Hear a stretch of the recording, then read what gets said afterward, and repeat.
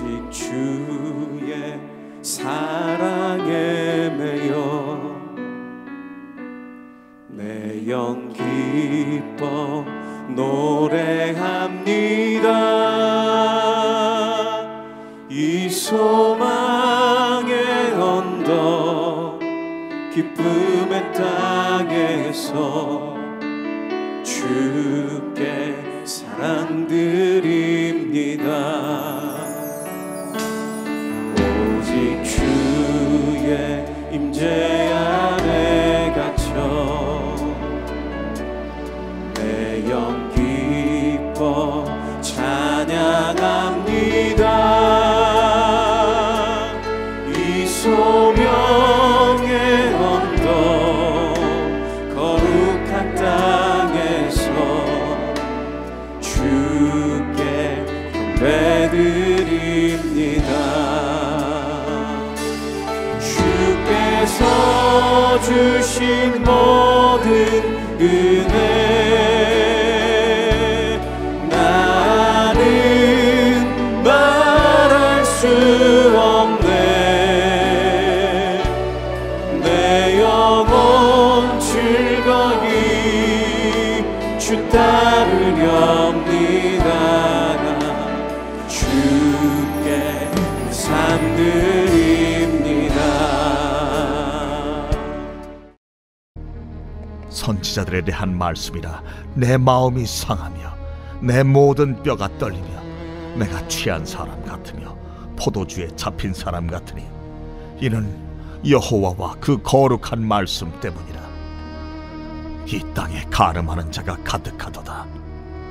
저주로 말미암아 땅이 슬퍼하며 광야의 초장들이 마르나니 그들의 행위가 악하고 힘쓰는 것이 정직하지 못함이로다.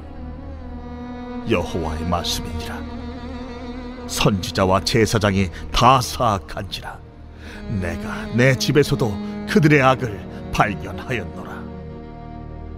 그러므로 그들의 길이 그들에게 어두운 가운데 미끄러운 곳과 같이 되고 그들이 밀어냄을 당하여 그 길에 엎드려질 것이라.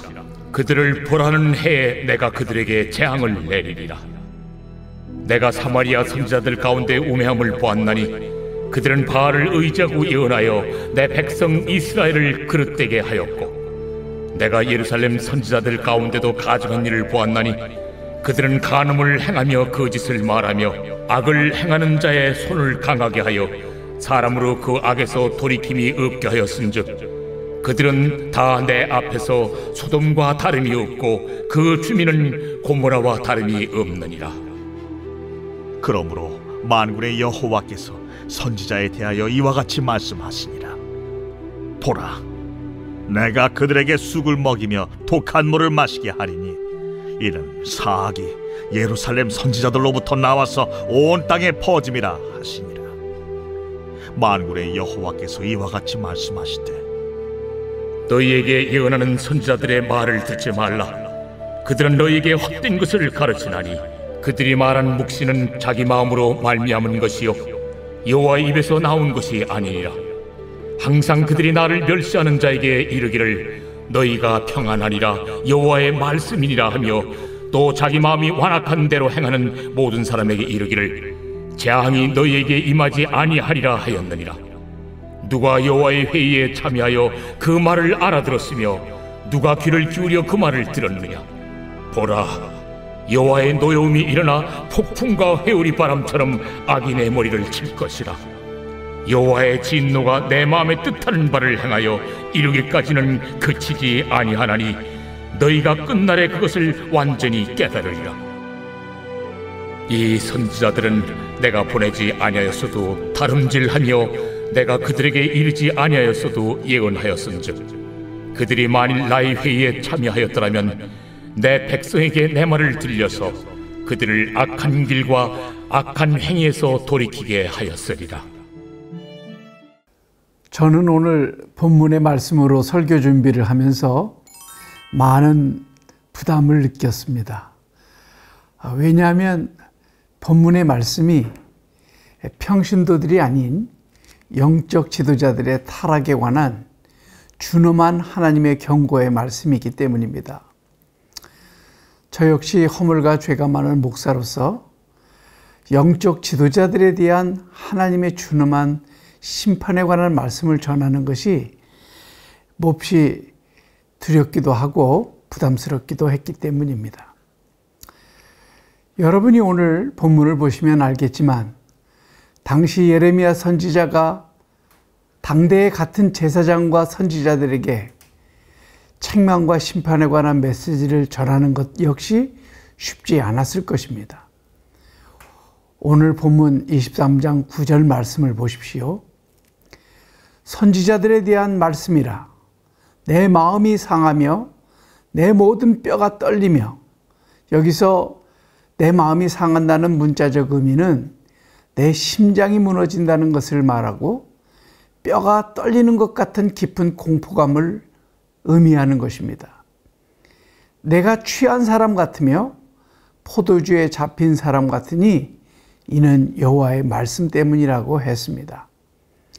하나님께서 주신 말씀이 동료 선지자들에 대한 경고와 심판의 메시지였기 때문에 예레미야는 두렵고 떨렸던 것입니다.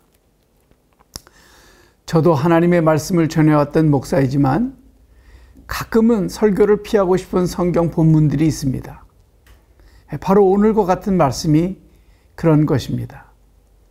우리는 지금까지 새벽 기도를 통해서 계속해서 예레미야의 유다 왕국에 대한 심판의 메시지를 듣고 있습니다. 그들이 왜 바벨론 제국에게 멸망을 해야 했는지에 대해서 예레미야는 상세하게 말씀하였습니다. 사실 이 백성들이 이렇게까지 영적으로 도덕적으로 타락한 근본적인 이유는 당시 제사장들과 선지자들의 타락 때문이었습니다. 하나님은 예레미야를 통해서 당시 영적 지도자들인 제사장들과 선지자들이 얼만큼 타락했는지에 대해서 이렇게 상세하게 말씀하고 있습니다. 11절입니다. 여호와의 말씀이니라 선지자와 제사장이 다 사악한지라 내가 내 집에서도 그들의 악을 발견하였노라고 기록됐습니다. 하나님은 왜 그들을 모두 사악하다고 말씀하십니까? 다음에 계속해서 나오는 구절들을 보면 그 이유를 알 수가 있습니다. 13절 하반절을 보시면 그들은 바알을 의지하고 예언하여 내 백성 이스라엘을 그릇되게 하였다라고 했습니다.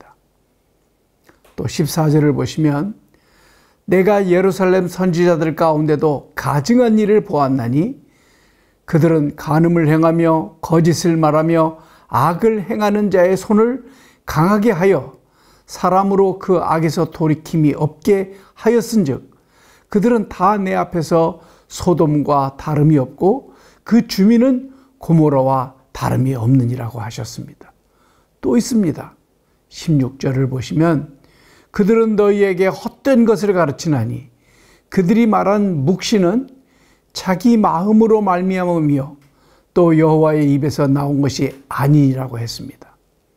또 17절에 보시면 항상 그들이 나를 멸시하는 자에게 이르기를 너희가 평안하리라 여호와의 말씀이니라 하며 또 자기 마음이 완악한 대로 행하는 모든 사람에게 이르기를 재앙이 너희에게 임하지 아니하리라 그렇게 했습니다. 또 21절 보시면 이 선지자들은 내가 보내지 아니하였어도 다름질하며 내가 그들에게 이르지 아니하였어도 예언을 하였다라고 했습니다. 여러분, 바로 이것이 하나님께서 보고 판단하시는 영적 지도자들의 문제였습니다. 즉 이들의 가장 큰 문제는 사악하다는 것이었습니다. 여기서 하나님이 사악하다고 하는 뜻은 오염되어서 변했다는 뜻입니다. 즉 선지자들이 오염되어서 변했습니다. 그리고 내 집에서도 그들의 악을 발견했다라고 하는 것은 그 지도자들이 성전 안에서도 악을 행했다는 뜻으로 성전 안에서 악을 행했다는 그 정도라면 성전 밖에서는 더 이상 무슨 말이 필요하겠느냐는 뜻입니다.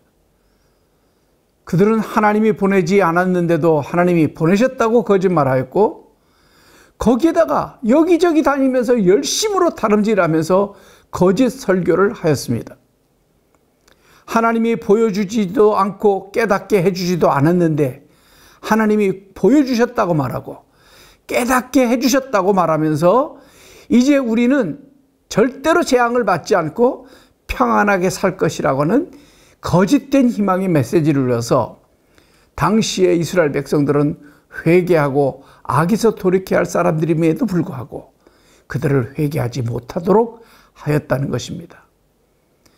사랑하시는 여러분, 만일 조관식 목사가 이런 식으로 목회를 계속 해왔다면, 그리고 설교를 들은 사람들이 하나도 변화되지도 않고 회개하는 역사가 일어나지 않았다고 한다면, 그리고 그 성도들이 점점 영적으로 무디어지고 심지어 타락해서 세속화되어 가고 있다면 저는 얼마나 불행한 목사이겠습니까? 어떤 분들은 제게 직업이 목사이셔서 참 좋겠다고 하시는 분들이 있습니다. 정말 그럴까요? 아닙니다. 목사직은 참으로 매우 위험한 직업입니다. 왜냐하면 자신의 생각과 뜻으로 목회하는 것이 아니라 하나님의 생각과 하나님의 뜻을 잘 파악해서 그것을 진실하게 전해야 되는 직분이기 때문입니다. 이 말씀 사역이 얼마나 부담되는 사역이고 위험한 사역인가를 우리는 사도 바울의 고백 속에서 찾을 수가 있습니다. 바울은 고린도전서 2장 3절 5절에서 이렇게 고백합니다. 내가 너희 가운데 거할 때 약하고 두려워하고 심히 떨었노라. 이는 내 말과 내 전도함이 설득력 있는 지혜의 말로 하지 아니하고 다만 성령의 나타나심과 능력으로 하여 너희 믿음이 사람의 지혜에 있지 않고 다만 하나님의 능력에 있게 하였노라. 그렇습니다, 여러분. 말씀 사역자는 1차적으로 하나님의 회의에 참여할 수 있어야 됩니다. 그 결과로 먼저 본인 자신이 하나님의 말씀의 은혜를 받고 그 은혜 받은 말씀을 전하는 사람이 되어야 됩니다. 전도자는, 하나님의 말씀 사역자는 하나님의 말씀의 수혜자가 먼저 되어야 됩니다. 그 다음에 유통자가 되어야 하지, 자신은 그 말씀에서 전혀 은혜가 안 되는데 그 말씀을 은혜롭게 전해야만 한다는 책임감에만 사로잡힌다면 우리 자신도 모르는 사이에 거짓 선지자가 될 수 있음을 우리는 명심해야 합니다. 사도 바울이 고린도 교인들에게 겸손하게 말씀하셨던 것처럼 우리는 항상 말씀을 전하기 전에 성령의 나타나심과 능력의 도구로 쓰임을 받아야 되지 우리가 사람을 변화시키려고 해서는 안 된다는 것입니다. 그래서 사도 바울은 설교하고 가르치는 사역이 항상 두려운 일이었고 부담되는 일이었습니다. 제가 사랑의 교회에서 목회할 때입니다. 우리 옥하는 목사님은 토요일 밤늦게까지 그 집무실에 불이 켜져 있습니다. 그래서 제가 묻습니다. 목사님, 이렇게 오랫동안 설교를 하셨는데도 지금도 설교 준비가 그렇게 힘드십니까? 그러면 그러는 항상 말씀했습니다. 내가 이 부담이 사라지면 나는 그때 내 목사의 생명이 끝난 거다. 나는 매주 토요일만 아니라 한 주간 내내 내가 다음 주에 전해야 될 하나님의 말씀에 대한 부담을 가지고 살았다라고 그렇게 말씀하셨습니다. 그렇습니다, 여러분. 일반 교육은 보통 교재가 탁월하고 그 교재를 가지고 가르치는 선생이 티칭 능력이 있으면 교육에 성공했다라고 그렇게 말합니다. 그런데 기독교 교육은 그렇지 않습니다. 아무리 교재가 탁월하고 사역자가 잘 가르치는 티칭 능력을 가지고 있다 할지라도 성령의 능력과 성령의 나타나심이 그 말씀 속에 나타나지 않으면 사람은 변화되지 않습니다. 그래서 우리 사역자들은 교재를 너무 믿거나 교재에 너무 매달리지 않아야 됩니다. 2016년 3월 8일 가평 필그림 하우스에서 이재철 목사님께서 목회하시는 후보생들에게 이런 조언을 해주셨다고 합니다. 하나님의 말씀을 설교 재료로만 쓴다면 그 목사는 이미 영성을 떠난 것이다. 오늘 어떤 집에 신방을 가는데 필요한 말씀인가를 뒤적뒤적 찾기 시작한다면 그는 영성과는 이미 멀어진 것이다 라는 무서운 말씀을 했습니다. 목사에게 있어서 하나님의 말씀은 자기를 비추는 거울이어야 하고 살았고 운동력 있는 말씀으로 내 관절과 내 골수를 내가 먼저 쪼개야만 한다.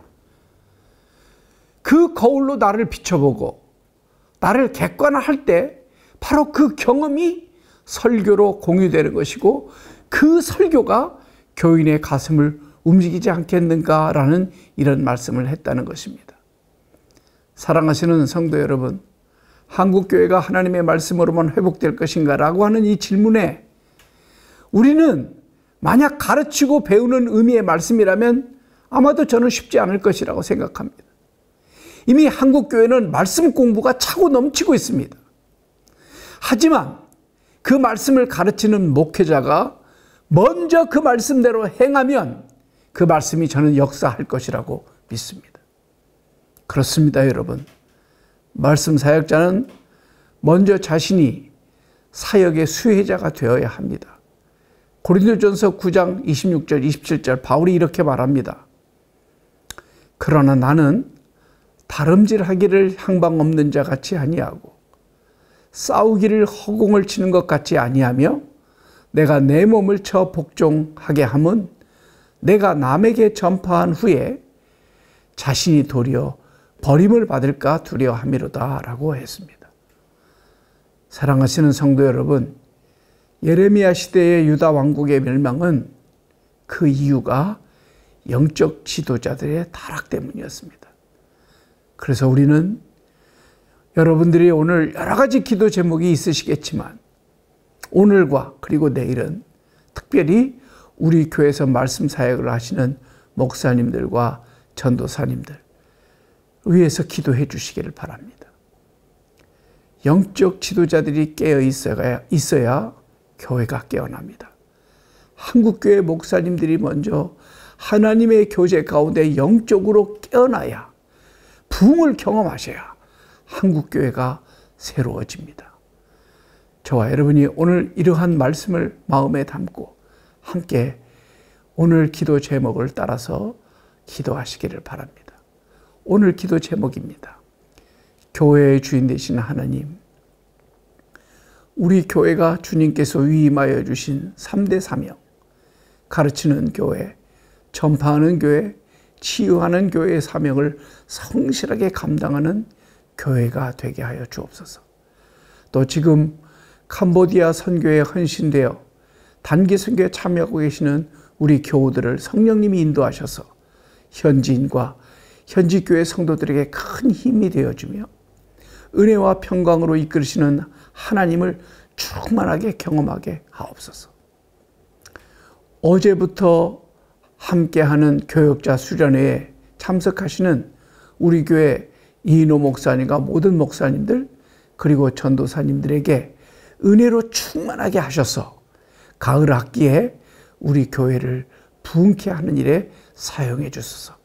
이렇게 간절하게 기도하시면 좋겠습니다. 감사합니다. 함께 기도하시겠습니다.